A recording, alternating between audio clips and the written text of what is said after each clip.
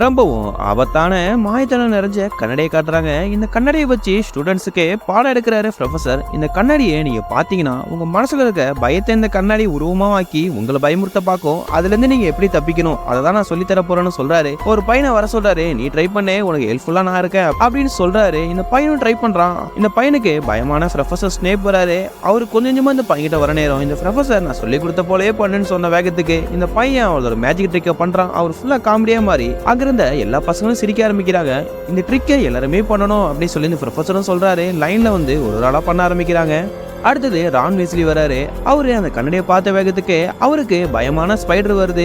அதே நேரம் இவர் சொல்லி கொடுத்த போல மேஜிக்கல் ட்ரிக்கல் பண்ணி அந்த ஸ்பைடரை காமெடியா பண்ணிடுறாரு. கடைசியா ஹீரோவான பாட்டர் வராரு. பாட்டர் அந்த கண்ணாடியை பார்த்த வேகத்துக்கு அவருக்கு பயமான கொடூரமான கிரீச்சர் ஒன்று வருது. அதுல இருந்து காப்பாத்த இந்த ப்ரொஃபசரும் வந்துடுறாரு. இவரும் அந்த கண்ணாடியை பார்த்த வேகத்துக்கு ஒரு பௌர்ணமி நிலவு வருது. அதுதான் இவருக்கு ரொம்ப பயம்